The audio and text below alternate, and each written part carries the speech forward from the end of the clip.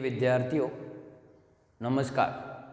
प्रिस्कार classes सरदार sir के YouTube channel पर आप सबका हार्दिक स्वागत है। हम लोग मेवाड़ के इतिहास के बारे में पढ़ रहे थे और मेवाड़ के इतिहास में हमने मेवाड़ के महाराणा कुंभा के बारे में पढ़ा था और मेवाड़ के महाराणा कुंभा के बारे में पढ़ा था कि मेवाड़ के महाराणा कुंभा की 1468 ईस्वी में उनके पुत्र उदयकरण ने या उदा ने हत्या कर दी थी। कुंभलगढ़ दुर्ग के मामा देवकुंड में उनकी हत्या कर दी गई थी क्योंकि वृद्धावस्था में मेवाड़ महाराणा कुंभा को उन्माद रोग हो गया था। उन्माद रोग से परेशान होकर मानसिक विकार से परेशान होकर कुंभा की हत्या की गई थी। तो इसी समय की बात करें तो एक संधि हुई थी, उस संधि का नाम था चंपानेर की। चंपानेर की संधि की बात करें तो ये संधि हुई थी 1456 ईस्वी में। 1456 ईस्वी में एक संधि हुई थी, उस संधि का नाम था चंपानेर की संधि। चंपानेर की संधि की बात करें तो यह संधि गुजरात के शासक और गुजरात के शासक की बात करें तो गुजरात के शासक का नाम था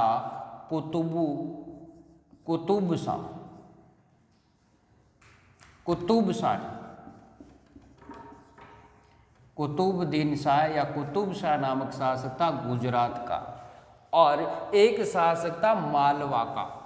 और मालवा के शासक की बात करें तो उसका नाम था महमूद खिलजी सेकंड।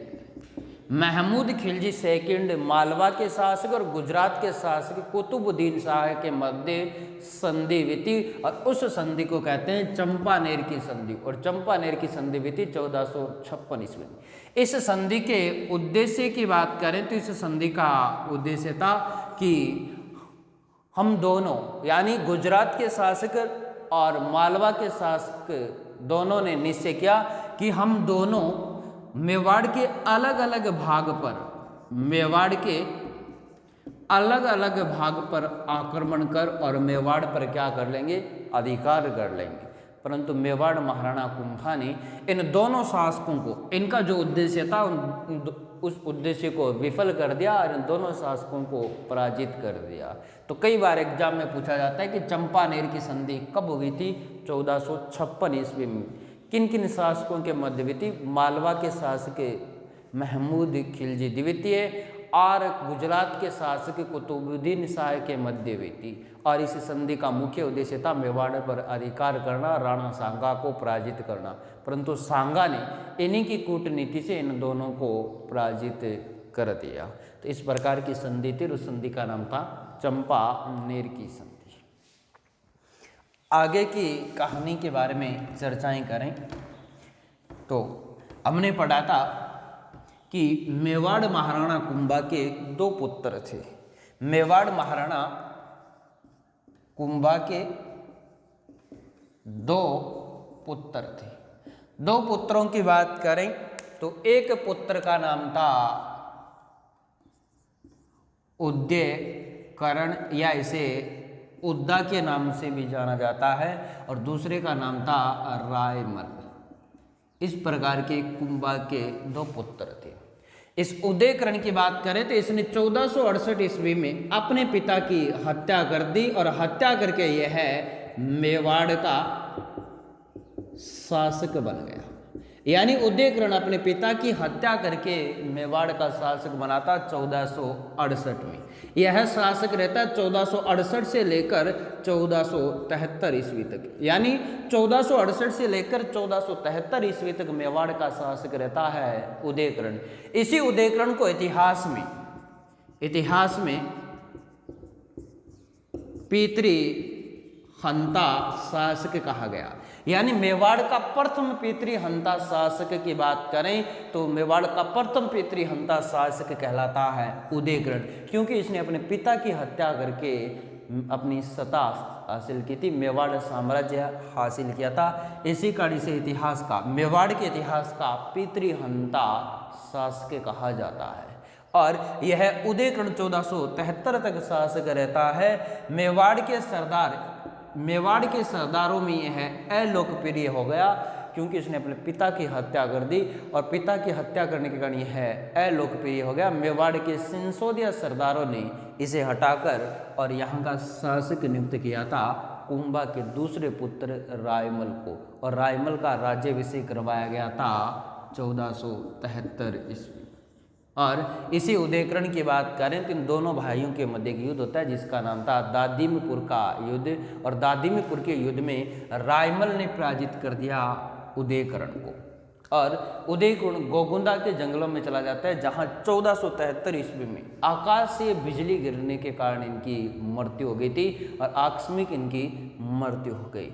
इस प्रकार मेवाड़ महाराणा कुंभा के दो पुत्र थे, मुख्य रूप से उदयकरण और रायमल। अब चर्चाएं करते हैं रायमल की। रायमल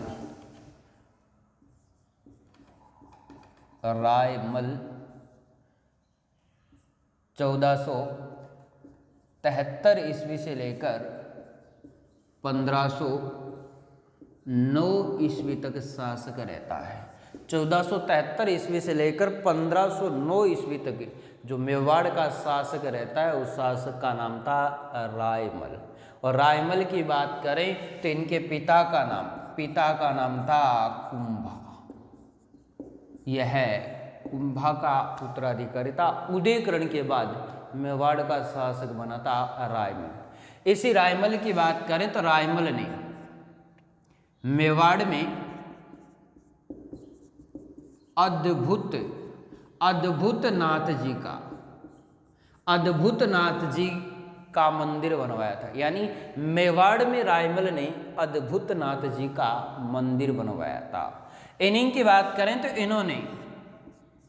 इन्होंने चित्तौड़गढ़ में राम और शंकर नामक दो जलाशय बनवाए थे। यानी चित्तौड़ में इन्होंने राम और शंकर नामक दो जलाशयों का निर्माण करवाया था। इनकी पत्नी की बात करें तो इनकी पत्नी का नाम था श्रृंगारदे।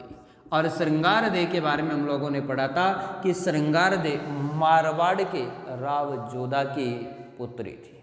हम लोगों ने एक संधि पढ़ी थी, उस संधि का नाम था आवल बावल की संधि। और आवल बावल की संधि के तहत राव जोधा ने अपनी पुत्री श्रृंगारदे का विवाह कुंभा के पुत्र रायमल के साथ किया था। तो इनकी पत्नी का नाम श्रृंगारदे था। और इसी श्रृंगारदे की बात करें तो इन्होंने चित्तौड़गढ़ में एक बावड़ी बनवाई थी, जिस बावड़ी का नाम था घोसुंडी की बावड़ी। घोसुंडी की बावड़ी का निर्माण करवाया गया था श्रृंगारदे के द्वारा, और ये बनाई गई थी चित्तौड़गढ़ में। हम लोग एक शिलालेख पढ़ते हैं घोसुंडी, और घोसुंडी शिलालेख का संबंध भी चित्तौड़गढ़ से है, और घोसुंडी की बावड़ी का भी संबंध चित्तौड़गढ़ से है। घोसुंडा एक बांध पे, वो भी चित्तौड़गढ़ में। इस प्रकार की बात करें तो यह घोसुंडी की बावड़ी भी चित्तौड़गढ़ में, घोसुंडी की बावड़ी का निर्माण करवाया था श्रृंगारदे ने। इसी रायमल के बारे में जानकारी प्राप्त होती है कि रायमल के समय सर्वाधिक खेती पर सर्वाधिक बल दिया गया था। सर्वाधिक जो कृषि को प्रोत्साहन दिया था, और ये प्रोत्साहन देने वाला शासक था रायमल। इसी रायमल की बात करें तो रायमल के मुख्य रूप से 4 संतान थी। बड़ी संतान थी, उसका नाम था पृथ्वीराज से एक छोटी संतान थी, उसका नाम था राय सिंह, या इन्हें कई इतिहासकार लिखते हैं जय सिंह। और इनसे छोटा था, उसका नाम था जगमाल, यानी जगदेव सिंह भी कहते हैं। और सबसे छोटी संतान थी, उसका नाम था राणा संग्राम सिंह। इस प्रकार की बात करें तो इनके मुख्य रूप से 4 संतान थी। वैसे बात करें तो इनकी 13 संतान थी, 2 पुत्रियां थी, इनकी 11 रानियां थी। परंतु मुख्य रूप से जो जानकारी मिलती है, इनकी मुख्य 4 संतान थी। पृथ्वीराज, राय सिंह या जय सिंह, जगमाल सिंह और राणा संग्राम सिंह। ये 4 संतान थी रायमल की। और रायमल की 4 संतान थी, और चारों संतानों की बात करें तो इनमें सबसे जो बड़ा था उसका नाम था पृथ्वीराज। और इन चारों संतानों की बात करें तो बचपन में खेल खेल में ही इनके मेवाड़ साम्राज्य को लेकर इनके मध्य विवाद हो जाता है। और इसी विवाद की बात करें तो इनका एक चाचा था जिसका नाम था सारंग देव। सारंग देव इन्हें एक ग्राम पड़ता है जिसका नाम है भीमल ग्राम। और भीमल ग्राम में एक तांत्रिक महिला रहती थी और उस तांत्रिक महिला के पास इनके भविष्य के लिए यानी आगामी मेवाड़ का शासक कौन बनेगा, इस प्रकार इनकी भविष्यवाणी के लिए इस तरह से तांत्रिक महिला के पास इन्हें ले जाया गया। और इस तांत्रिक महिला की बात करें तो तांत्रिक महिला ने इन सब का भविष्य उज्जवल बताया, परंतु इनमें सबसे उज्जवल बताया गया था कि मेवाड़ का आगामी जो शासक बनेगा, मेवाड़ का आगामी जो महाराणा बनेगा वो महाराणा संग्राम सिंह बनेगा। इस प्रकार की भविष्यवाणी करने के कारण इस पृथ्वीराज को गुस्सा आ गया और इस पृथ्वीराज ने संग्राम सिंह पर वार किया। और वार करने के कारण राणा सांगा की एक आंख फूटी जाती है। बचपन में ही अपनों के द्वारा पहला घाव सांगा को दिया गया था और बचपन में ही इनकी एक आंख चली गई। और बचपन में इनकी आंख चले जाने के कारण ये मेवाड़ छोड़ देता है और मेवाड़ छोड़कर ये चला जाता है राणा सांगा अजमेर। अजमेर चला जाता है। अजमेर का दीवान था जिसका नाम था करमचंद और करमचंद था पंवार। तो इनका जो निर्वासन काल की बात करें तो एक प्रकार का इनका अज्ञातवास था और अज्ञातवास गुजरा था अजमेर के दीवान, और अजमेर के दीवान का नाम था करमचंद पंवार। और करमचंद पंवार के पास इनका निर्वासन काल गुजरा था। इनके बाद में बात करते हैं उड़ना राणा पृथ्वीराज और जगमाल और राय सिंह के बारे में। इनके बारे में जानकारी मिलती है कि इसे इतिहास में उड़ना राणा के नाम से जाना गया और यह एक गुमनामी हो गया। इनके बारे में विशेष कोई जानकारी प्राप्त नहीं होती है। और इस जगमाल की बात करें तो राजस्थान का एक इतिहासकार है जिनका नाम है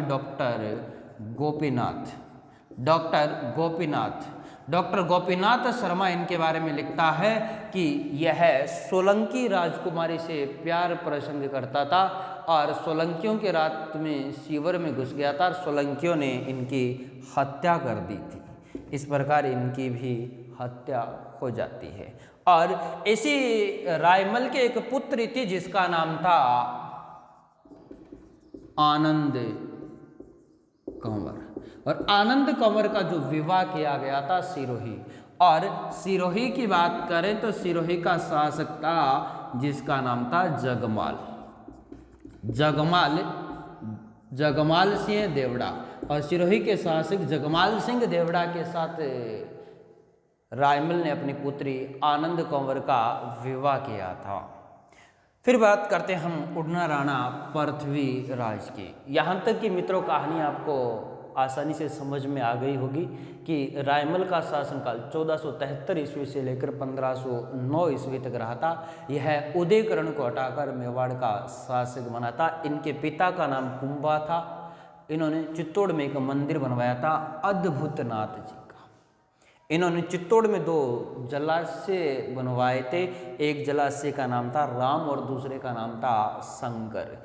इनकी पत्नी की बात करें तो उसका नाम था श्रृंगारदे मारवाड़ के राव जोधा की पुत्री थी और आवल बावल की संधि के तहत इनका विवाह रायमल के साथ करवाया गया था। इसी श्रृंगारदे ने चित्तौड़गढ़ में एक बावड़ी बनवाई थी। उस बावड़ी का नाम था घोसुंडी की बावड़ी। तो घोसुंडी की बावड़ी चित्तौड़गढ़ में इस बावड़ी का निर्माण करवाया था श्रृंगारदे ने। रायमल की बात करें तो मुख्य रूप से जानकारी मिलती है इनकी 4 संतानें थी। 4 संतानों की बात करें तो बड़ी संतान का नाम था पृथ्वीराज। इनसे छोटे थे राय सिंह, या इसे इतिहासकार जय सिंह के नाम से भी उल्लेखित करते हैं। इनके बाद में जगमाल सिंह के बाद सबसे छोटी संतान थी, उसका नाम था राणा संग्राम सिंह। बचपन में खेल खेल में ही इनके मध्य विवाद हो जाता है और ये चाचा सारंग के सहयोग से एक भीमल गांव की तांत्रिक महिला के पास जाते हैं और तांत्रिक महिला राणा संग्राम सिंह को मेवाड़ का आगामी राणा घोषित कर देती है। तब इस पृथ्वी सिंह ने इन पर वार कर दिया और वार करने के कारण इनके बचपन में ही एक आंख चली गई और यह मेवाड़ छोड़कर अजमेर चला जाता है। अजमेर का दीवान था जिसका नाम था करमचंद पंवार, और करमचंद पंवार के पास रहने लग जाता है। इनकी एक पुत्री थी जिसका नाम था आनंद कंवर, और आनंद कंवर की बात करें तो इनका विवाह सिरोही का एक शासक था जगमाल सिंह के साथ आनंद कंवर का विवाह किया गया था। अब चर्चाएं करते हैं उड़ना राणा पृथ्वीराज। उड़ना राणा पृथ्वीराज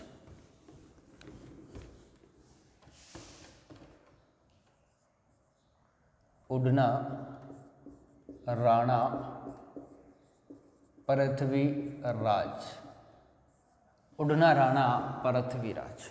उड़ना राणा पृथ्वीराज की बात करें तो यह पुत्र था रायमल का, यानी रायमल का ज्येष्ठ पुत्र, यानी रायमल का बड़ा पुत्र था। रायमल के बड़े पुत्र का नाम था उड़ना राणा पृथ्वीराज।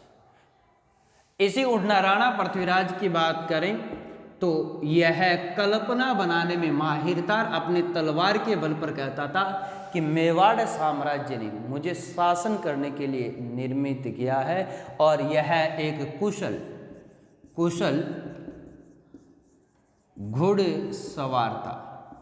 कुशल घुड़सवार था, और घुड़सवार होने के कारण इन्हें उड़ना राणा पृथ्वीराज कहा जाता है। यानी कुशल घुड़सवार और कुशल तलवारबाजी में प्रवीणता, इस कारण इन्हें उड़ना राणा पृथ्वीराज कहा गया था।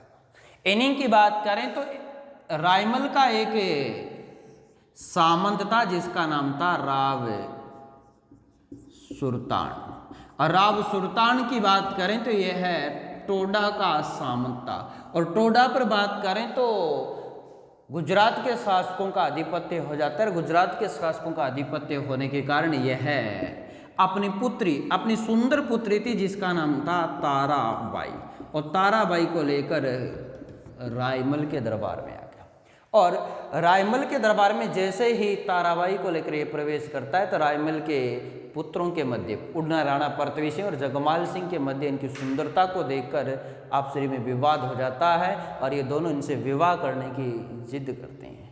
तब इसे टोडा के सुल्तान ने कहा था, जो मुझे टोडा जीत कर देगा उनके साथ, जो योद्धा मुझे टोडा विजित करके देगा उसका विवाह मैं ताराबाई के साथ करवाऊंगा। उल्लेख मिलता है कि उड़ना राणा पृथ्वीराज ने टोडा को जीतकर राव सुल्तान को दिया था, और इसी सुल्तान ने इनका विवाह कर दिया ताराबाई के साथ, यानी ताराबाई के साथ विवाह किया था। तो उड़ना राणा पृथ्वीराज की पत्नी का नाम था ताराबाई। इन्हीं की बात करें तो यह ताराबाई के साथ चला जाता है अजमेर चला जाता है। अजमेर में रहने लगता है, और अजमेर में एक दुर्ग था जिसका नाम था अजयमेरु। और अजयमेरु दुर्ग की बात करें तो इनका निर्माण 1113 ईस्वी में अजय राज चौहान के द्वारा करवाया गया था गढ़ बेटली की पहाड़ी पर, और गढ़ बेटली की पहाड़ी पर करवाया गया था। इसे अजयमेरु कहते हैं, और इसी अजयमेरु दुर्ग में इन्होंने शासन किया था। और अजयमेरु की बात करें तो इसने इस दुर्ग का पुनर्निर्माण करवाया था, और पुनर्निर्माण करवाकर अपनी पत्नी ताराबाई के नाम पर इस दुर्ग का नाम बदल कर रख दिया था तारागढ़। मित्रों ध्यान रखना, राजस्थान में तारागढ़ 2 है। एक तो अजमेर दुर्ग को ताराबाई के नाम पर तारागढ़ होने के कारण कहा गया था, अजमेर में तारागढ़ है, और एक बूंदी में तारे के जैसी आकृति का बने होने के कारण उसे भी तारागढ़ कहते हैं। तो एक तो बूंदी में तारागढ़ है और एक तारागढ़ है अजमेर में। और इसी उड़ना राणा पृथ्वीराज की बात करें तो इनकी बहन थी, और उस बहन का नाम था आनंद कंवर। और आनंद कंवर की बात करें तो इनका जो ससुराल था वो था सिरोही। और आनंद कंवर का जो पति था जिसका नाम था जगमाल सिंह। आनंद कंवर और जगमाल सिंह के मध्य अनबन हो जाती है। अनबन होने के कारण आनंद कंवर सूचित करती है अपने भाई उड़ना राणा पृथ्वीराज को और उड़ना राणा पृथ्वीराज सिरोही जाकर इन्हें समझाता है जगमाल सिंह को, परंतु इस जगमाल सिंह ने इन्हें धोखे से जहर के लड्डू खिलवा दिए थे और जहरीले लड्डू खिलवाने के कारण उड़ना राणा पृथ्वी सिंह की मृत्यु हो गई और मृत्यु हो गई थी जहर के लड्डू खाने से। और ये लड्डू दिए गए थे जगमाल सिंह के द्वारा और इनकी मृत्यु हो गई थी कुंभलगढ़ दुर्ग में, कुंभलगढ़। और कुंभलगढ़ दुर्ग में इनकी मृत्यु हो गई। और कुंभलगढ़ में बात करें तो इनके 12 खंभों की छतरी बनी हुई है। तो कुंभलगढ़ दुर्ग में 12 खंभों की छतरी बनी हो उड़ना राणा पृथ्वीराज की। इतिहास में कुशल घुड़सवार व तलवारबाजी में प्रवीण होने के कारण इन्हें उड़ना राणा राजकुमार कहा गया था। तुम बात कर रहे हैं उड़ना राणा पृथ्वीराज की और ये रायमल का बड़ा पुत्र था, राणा सांगा का ज्येष्ठ भ्राता था और कुशल घुड़सवारों में प्रवीण होने के कारण इसे उड़ना राणा पृथ्वीराज कहा गया। इसने टोडा के राव सुल्तान की पुत्री ताराबाई के साथ विवाह किया था। ताराबाई के नाम पर इसने अजमेर दुर्ग का पुनर्निर्माण करवाकर इस दुर्ग का नाम रखा था तारागढ़ रखा था। और ये अपनी बहन के साथ अनबन होने के कारण सिरोही में जगमाल को जाकर समझाता है और इसी जगमाल ने जहरीले लड्डू खिलवा दिए। इसी कारण इनकी मृत्यु हो गई कुंभलगढ़ में। और कुंभलगढ़ दुर्ग में इनकी 12 खंभों की छतरी बनी हुई है। इस प्रकार की बात करें तो इस प्रकार इनका समय रहा था उड़ना राणा पृथ्वीराज का। आगामी जो शासक बनेगा, आगामी शासक का नाम था मेवाड़ महाराणा संग्राम सिंह। मेवाड़ के शासकों में सबसे युद्ध प्रिय शासक हुआ था, सबसे प्रतापी और युद्ध प्रिय शासक हुआ था, उस शासक का नाम था मेवाड़ महाराणा संग्राम सिंह। तो मित्रों, यहाँ तक की कहानी आपको समझ में आई है तो हमारे वीडियो को शेयर करना, लाइक करना और हमारे चैनल को सब्सक्राइब करना। जय हिंद, जय